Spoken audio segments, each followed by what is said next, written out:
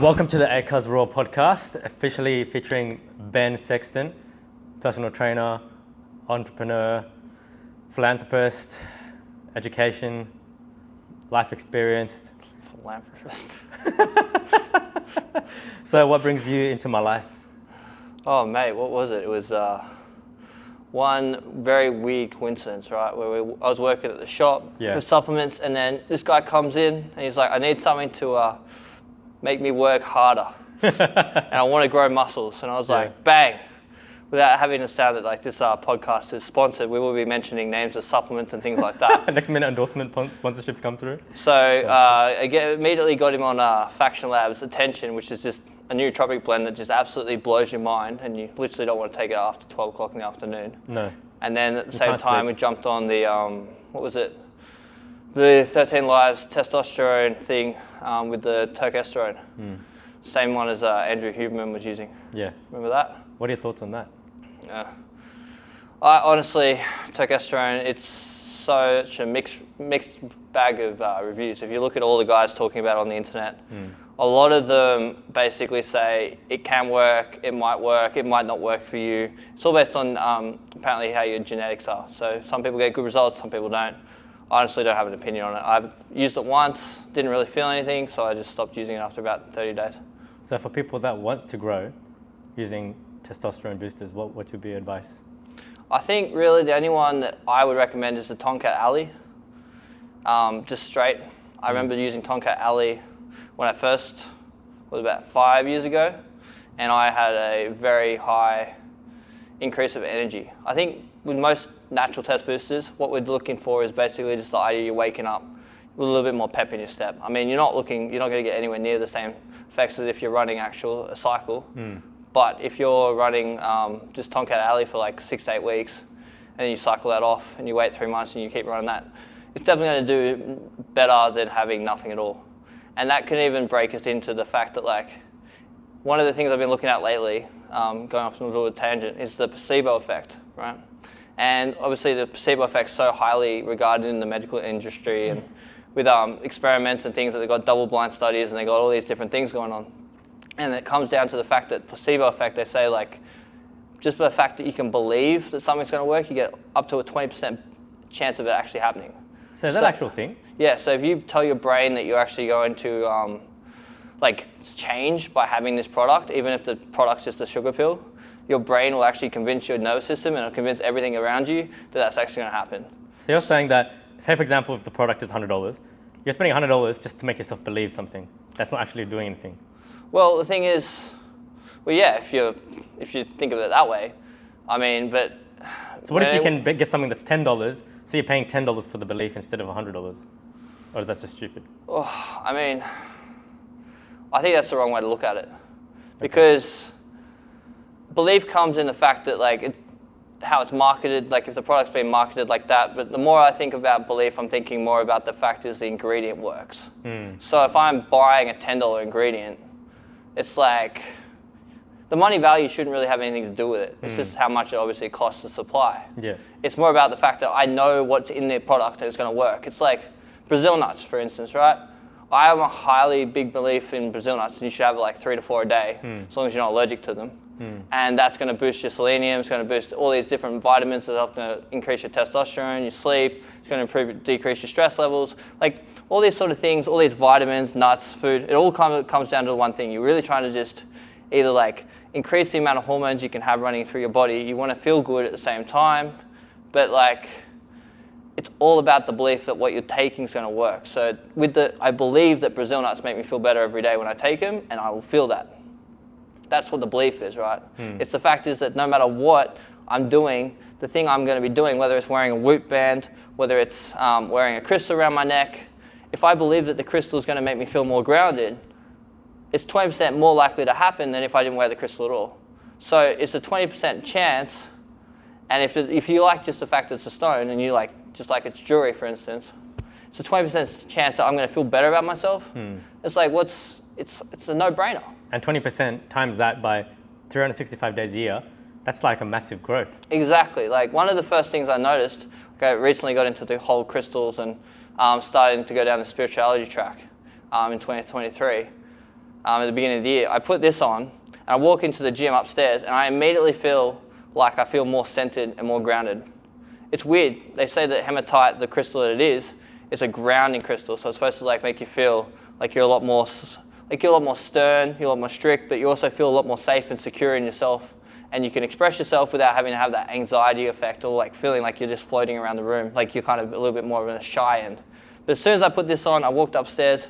Within like 3 days, I had 3 or 4 people walk up to me that haven't walked up to me for a very long time and said, something's changed about you. And it's like, whether the crystal's working or not because it's a crystal, the fact that I believe it's working, 20%, has created enough of a change and enough of an energy change that someone's come up and actually noticed it. That's really cool, right? Yeah, that's big. So it's just like saying, I believe that I'm going to get bigger.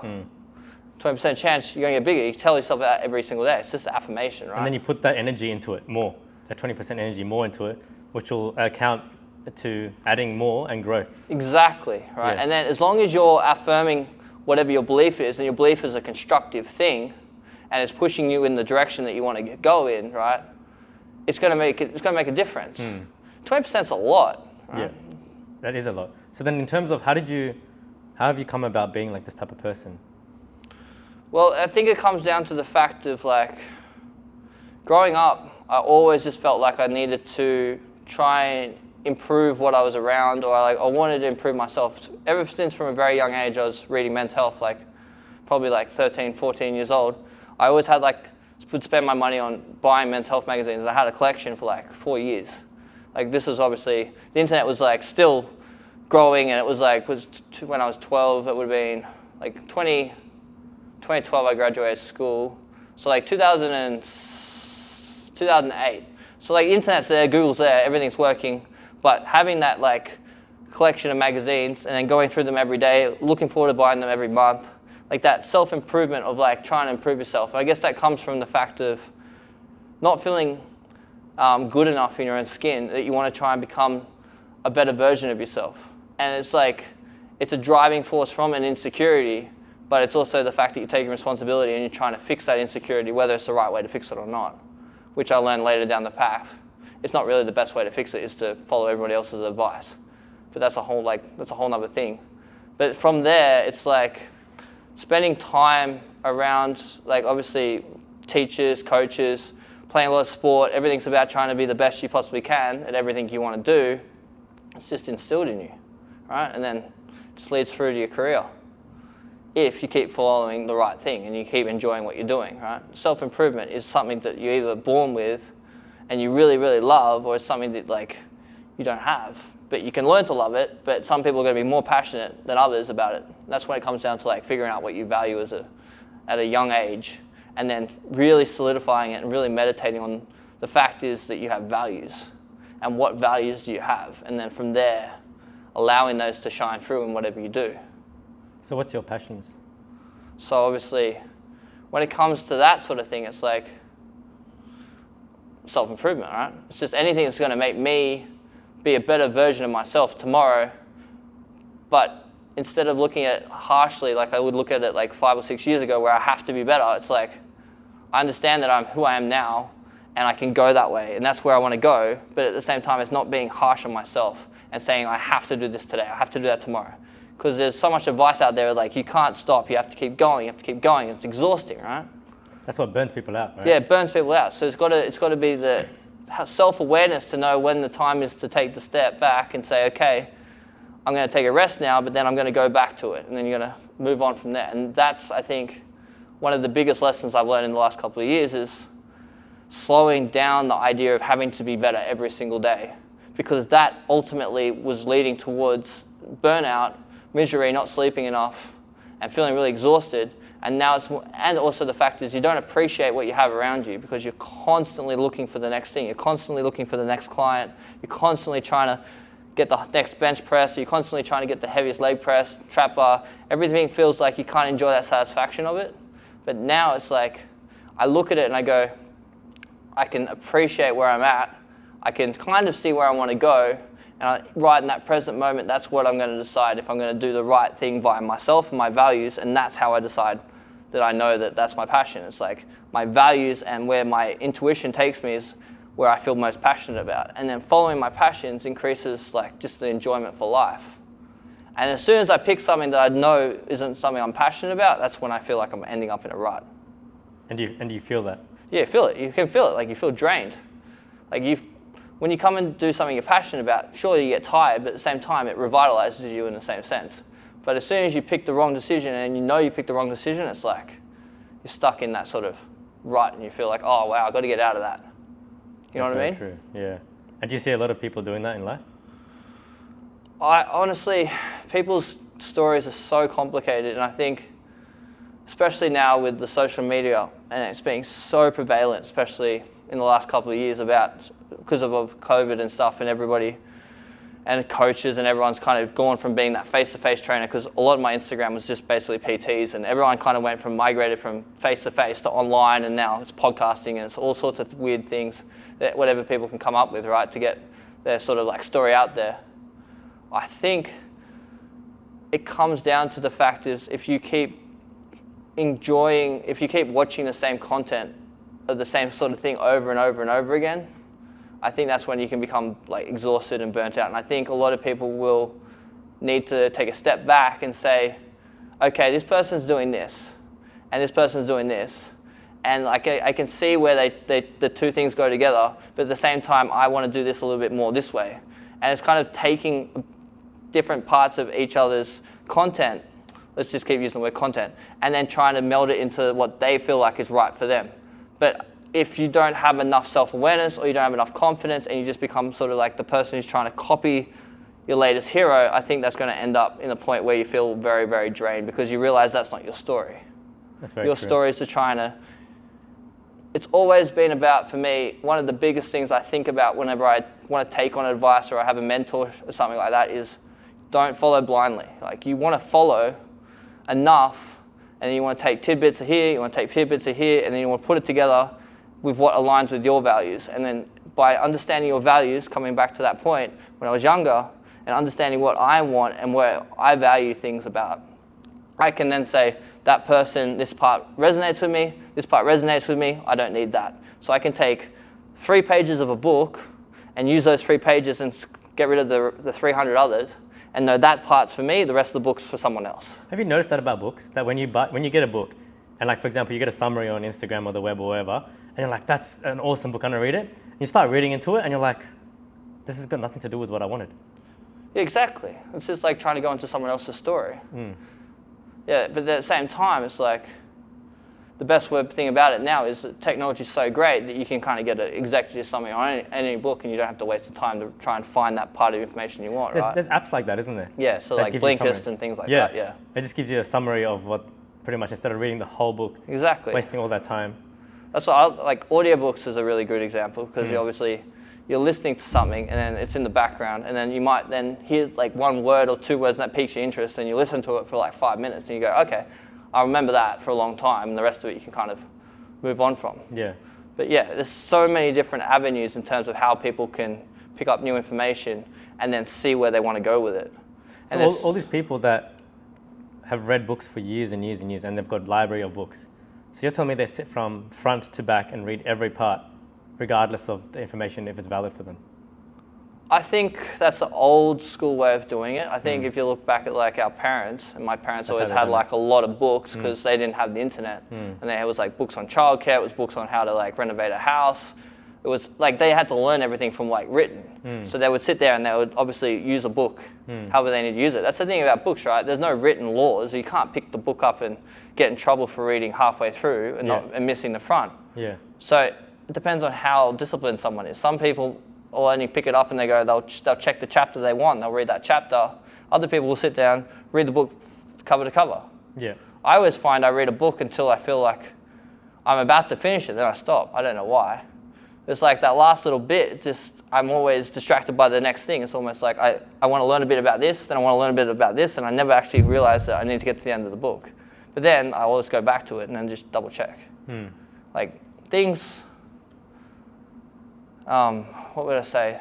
The way people, going back to the original question of like how other people would interpret it and how like if they're living their lives and the way they're feeling it, I would just simply say that a lot of people just should take a step back and try and figure out who they are, without having the noise around them. Yeah. And that would be, like, that's an interesting place to go, because when I was younger and I was finishing one job that I really, really hated. And at the same time, I was also leaving a uni course I didn't want to do. And I kind of like ran into this bloke who was working at, when I started working in sales at Fitness First, a guy named Mike Campbell. And he had this sort of like workshop for men trying to figure out what their purpose was and go through the hero's journey. It was fantastic. It was a fantastic learning experience, and having the ability to be under his wing for a little bit to learn how he runs his business and to learn about like these ideas and like philosophy. And there's a lot of things that I agree with now, and there's a lot of things that I don't agree with, and that's just the fact that I picked it apart. But one of the most important things that he said for me to do, and I think they should probably start to bring this into somewhere like at a younger age especially, is you get a list of about 400 different values, and then you just break that list down. So you go from 400, and you go from 400 to 100, 100 down to 50, 50 down to 25, 25 down to 10, 10 down to 5, 5 down to 3. And it takes you about 5 days. And every day you just kind of sit on it. And then eventually you get to that point where you have your values. Wow, I've never heard of that before. Yeah.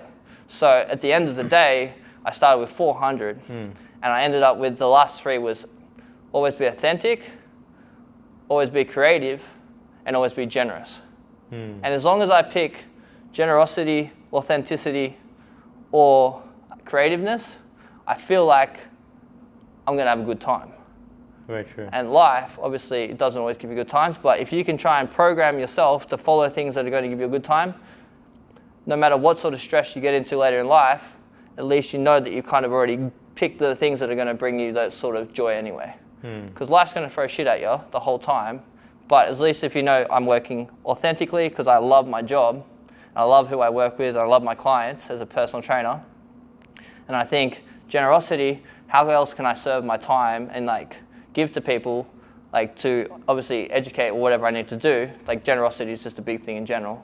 And then lastly, it's creativity. How can I use my mind to really come up with ideas and things that are new, or exercises in this sense, or it could be like creative and obviously painting, or it could be anything like that. But it's just all about like putting my values and my life together and creating a nice mesh so it syncs together quite nicely. So how did you go about becoming a PT? So long story short was I was at the academy that I was learning, and I was working at Fitness First in sales in George Street, and I was one of those people that hand flyers out on the side of the street. Great job for anybody who lacks confidence. You learn it within like 4 weeks, and if you can't learn it that way, then I think you'll never learn it, right? Because talking to strangers and trying to sell something is the Hardest thing. It's the hardest thing to do, especially when you're talking to the same stranger who walks past you and works in that building every single day, and it's no 50 times, then it's yes 51 time, you know? The same person? Yeah, so they'll say No no way. 50 times, and then the last time they're like, actually, I will come and try it out, and then, you know. So how does that psychology work to you? Like in the fact that they've said no 51 times? Oh, you know, it's just it wasn't their time, right? Oh, but in terms of how it would affect me, Yeah, well, eventually you just have to dissociate from the whole thing. It's like your job is to sell, Yeah. and you're trying to sell. Yeah. Anyway, so as I was doing that job, and I was studying, I was doing this test, and I was running on the treadmill, and then I basically blacked out, and I thought I had type 2 diabetes, and then eventually turned out I had narcolepsy. Oh. And so that pushed back my course, and I never actually got to finish that course for a very long time, and then I finally went back and finished it. And then so that 6-month course took almost 2.5 years to finish. Anyway, so I finally finished it off. That's a sign that I procrastinate a lot. That's one of my biggest weaknesses is procrastination. I'll just keep putting it off, right? And then so I got sent over from George Street to Spring Street, and then I was working reception. I was doing a lot of painting at the time. I was being extremely creative. And then being back in the gym, having a whole new vibe, new gym, started training really hard, and then I was like, I want to get back on the gym floor, and then I got the opportunity. And the opportunity, how did that present itself? I just asked the manager, and I said, I really want to be I want to go from reception to PT, level 1. Fitness First at the time had the ability for you to be a coach, but still paid by Fitness First, and you'd sell like personal training packs. And so in the first 2 months, I sold $10,000 worth of PT. Wow. So I was almost as busy as all the level 2 trainers. I was doing like, I don't know, easily 10 sessions a day. The packages were their packages or your packages? Yeah, their packages. So you just had to resell it? I just resell the packages. And then I would do them, and then once the client would finish, then they'd do more. And that's just through what? That was just going up to people in the gym? That was just going through up to people, learning about, obviously, chatting to people. What they need. Having 2 years worth of sales advice. Yeah. And obviously Fitness First being like a really, really strong sales-focused business, especially back then. It was, it was trained into your heart. Like you remember your script, then you know your script, then you change your script and adapt. Because it comes down to everything, right? It's like you want to learn the rules. Once you learn the rules back to front, and you can remember them in the back of your head, then you can break them, right? You can't break rules that you don't know. Wow, that's a good way to put it. Yeah. Hear that? You can't break rules that you don't know. Exactly. Good. And being one of the people that could be a good book title. You can't break the rules you don't know. Well, bro, I could see that on a book. There you go. Written by Ben Sexton. Oh, there we go. Bro, that could be a book. Could be a book. Multi-million-dollar sale. Why not? Bro, you could do it. Yeah, and then I'll fake it and get ChatGPT to write it. Yeah. Yeah, literally. Exactly. No. Yeah, that could be cool. Anyway, so then from there, I got to be a level 2, and I worked under a mentorship, so that was really helpful. And then here we are 7 years later, almost 7 years later. Jeez. And how's fitness changed your life in terms of, growth and like physical growth and mental growth? Oh, how's it changed? I think it's weird because I had narcolepsy for such a long time due to lots of different things going on. There was a lot of like stop and starts. Like I'd go really hard for 4 to 8 weeks, and then I'd stop, and then I'd go really hard for another 8 weeks, then I'd stop, and then I'd have 4 weeks off, and then I'd have 4 weeks off, and then I might have 3 months off. But I feel like when I got a good 12 weeks together, that's when I get a good result for myself. And then I'd have to naturally take a break because I'd be exhausted. So and there's other reasons why that, like... So does that happen because you're a procrastinator, or because... I think I don't value being a bodybuilder as much as a lot of people on the internet do. Or a lot of people in general, right? Like I don't see I love the idea and I love the fact and I respect it and everything's very disciplined and consistency and it's 100%. But for me, I don't get enjoyment out of it. Like I enjoy training, I enjoy learning something and I enjoy doing it, but then I need to take a rest because I have other things I want to focus on. So for people that they want to look a certain way, as like they want to be built or shredded or whatnot, and they want to be strong, but they don't enjoy the processes of it, what would you tell someone like that? What's your priority going to be? How much do you prioritize having that body or that shape versus how much you prioritize everything else in your life? And if you prioritize it enough to the point where, okay, I really want it and you can get it, then once you have it, it's easy to maintain. But the thing is, if you've already gone too far down that track where you're really overweight, then you realize it's going to take a bit more of an investment than someone who's maintained a reasonably good shape throughout their life, played a lot of sport, things like that. So my advice going into that situation would be, it really depends on the person who I'm talking to, but making sure that they understand the level of commitment and the priority it takes. And that's what I do really well with my clients. I understand what their level of commitment is to the thing, and then that's how much commitment I'll give them back. Because that way I don't drain myself on people who don't really want to commit that much.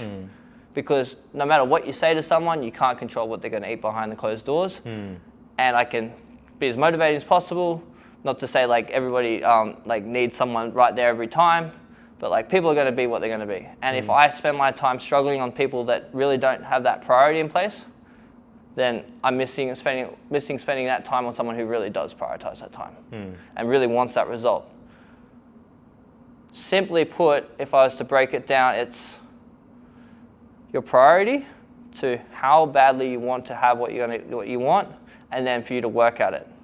And a lot of people, it's been fantastic because Instagram, social media has really promoted a healthy lifestyle, like for a lot of people, and they have seen massive changes, and that's really, really it's such a good thing for them, right? And I think once you hit a level that you're happy with, then you need to be self-aware enough to know that, okay, this is not the be end all of life. I can also go and do other things. Because having a great shaped body and stuff's fantastic, but it all comes down to the level of priority you've put that in your body, like on yourself.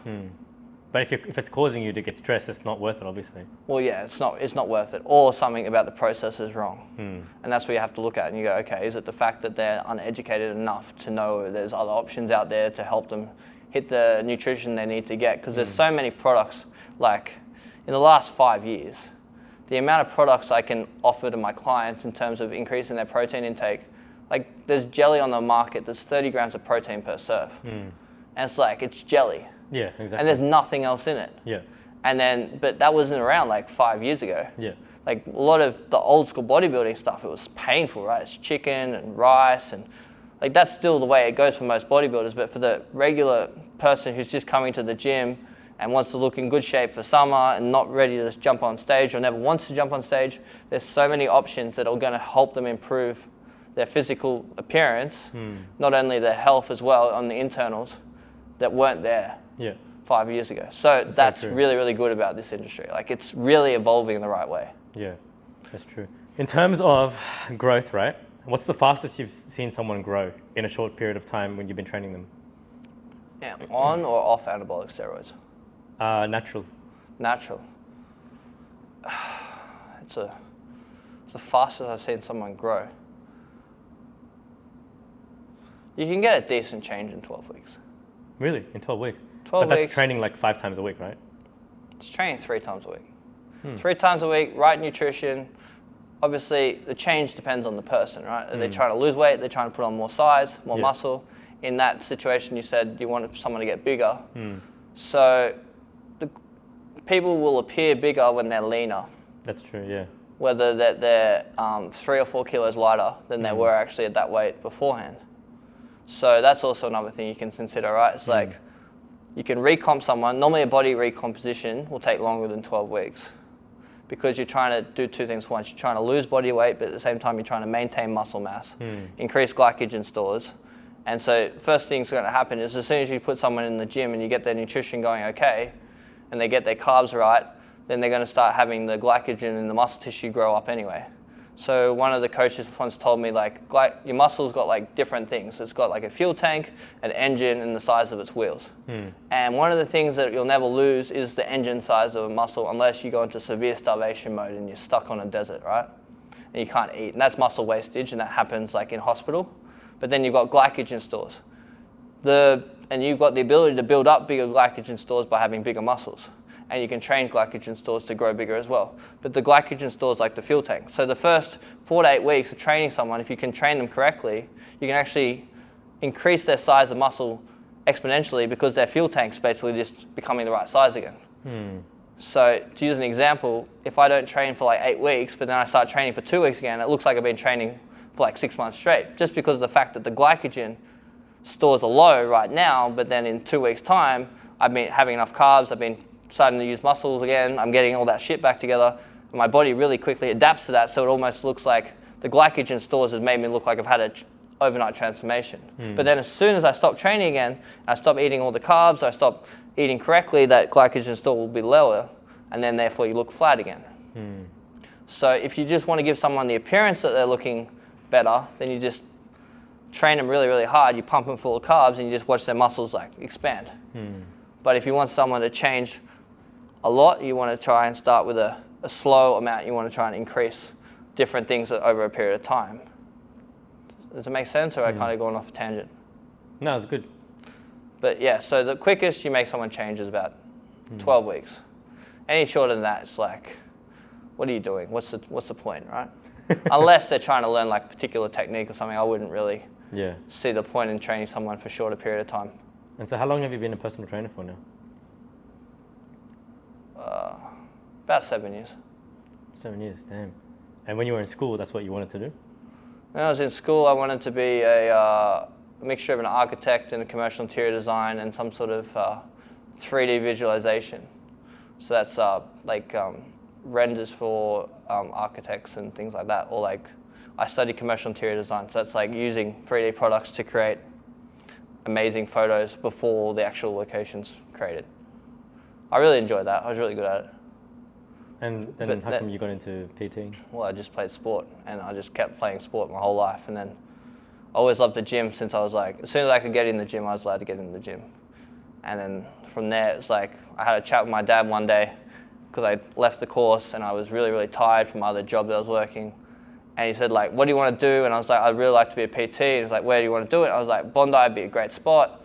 And so then I got into Fitness First and then went down that sales route and then finally ended up where I am 7 years old. That started a long time ago. Wow. Yeah. And where do you see yourself taking this journey? Well, at the moment, my business is starting to sit at the point where I'm like, not like extremely over the top busy, but at the same time, I know that if I need somewhere, I can get a client if I need it, and then I can just focus on that. So it's basically sitting at the point where it's managing itself without having to have too much external effort to keep it growing. But then at the same time, I'm looking at opening up my own recovery red light facility place in Bondi as well. That's very nice. And what made you want to do that? I think having another option in terms of income would be a good idea, especially since I've been trading my time for energy and my hour for $1, right? But if I had the ability to use what I already know, which is health and fitness, I know it a lot. Like I've read a lot of things. I've spent a long time, 7 years, learning about all sorts of different things, and then having the ability to have my own little clinic where I got some set up red lights, helping people improve their recovery. You obviously got the benefits of red light. You've got increases, helps treat depression. It's been used for skin, collagen uptake, improving skin, makes it glow, things like that. They've been doing that in beauty rooms and beauty therapy for years and years. And then you've also got the fact that it increases the mitochondria, the activity of the cell. Red light also helps boost melatonin. Melatonin's fantastic. It helps people sleep deeper, get better sleep. Also, the fact is you get half an hour of just lying down, having a really relaxed space. So what do you enjoy about this concept? I enjoy the fact it's about recovery. So I think everything needs to be balanced, and I've been so active for such a long time, and now I'm starting to look into recovery myself a lot more. I think that coming up with effective, quick solutions that people can use that are cost effective is obviously a big marketplace. If you look at most of the city now, they've hot, cold showers and things like that. You've got your saunas, your hot ice baths, things like that. They're all very, very popular, but I think red light hasn't been really utilized yet. So I think that's a little niche in the market I can slip in and start up something. And then from that, build into a bigger recovery center with multiple facilities, of services. So you'd have saunas, ice baths. And once I build that up enough, then I eventually want to buy this building. That's the goal. The goal is to buy this Fitness First building and then to turn it into my own gym facility with recovery and everything. That's I nice. think it's the fucking best spot. Yeah. So that's the, say 10 to 15 year plan. That's a good plan. That's a big plan, but at the same You time, got big goals. I don't like to tell the universe what's going to happen. So I want to see what the universe has actually got in store. But I really wouldn't mind having a facility and then having it myself, and then obviously having to see how that works. But that idea of having that myself and then building on that, and then once I have that secure, then I could look at branching out into a bigger stream of helping the people or helping humanity in general. And what about your PTing? Do you want to build that business up and have employees, or? On my actual PT business?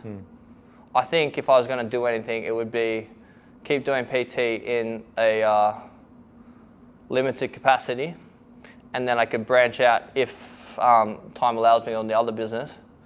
I could branch out into coaching new PTs. I think a lot of the PTs coming out of the industry, especially when I came out of it, the courses really wasn't, there's so much more that could be done. And I think having that ability, especially with social media and the ability to educate coaches, not from a point of my powerlifting's better than yours or my bodybuilding's better than yours. It's about things that PT needs to know, that's dealing with every single person on the human. What's the most effective way to do this? What's the most effective way to do that? How can I adjust this machine so it fits my goal?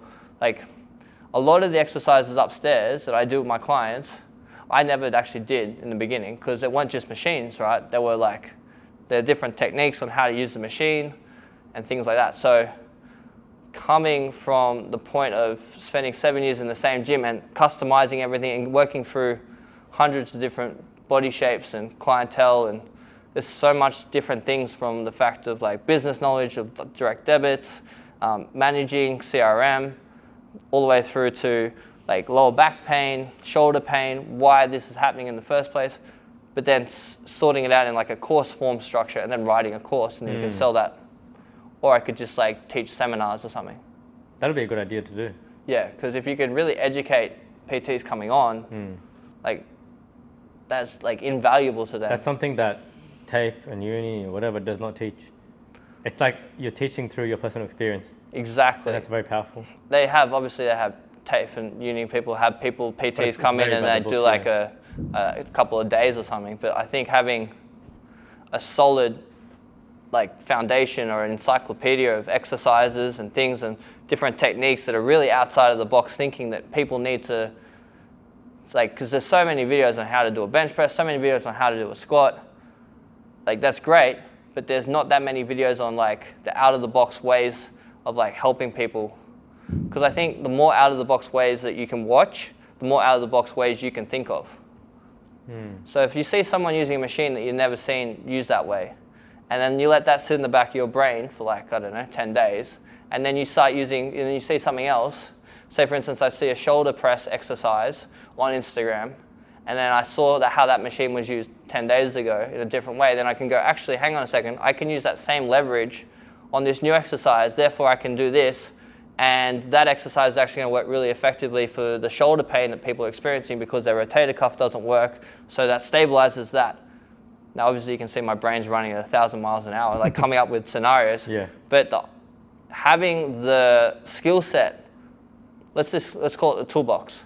The toolbox of knowledge to know that I have a good awareness of how this works, I have a good awareness of how this works, and I have a good awareness of how this works.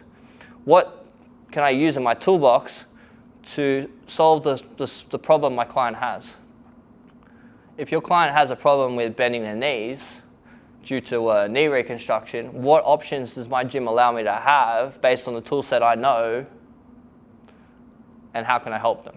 And then from that, then you got the problem, you've got the ability to solve the problem with the different things, and then it's just a matter of finding the solution that fits that client. So it's not a one-size-fits-all thing. No.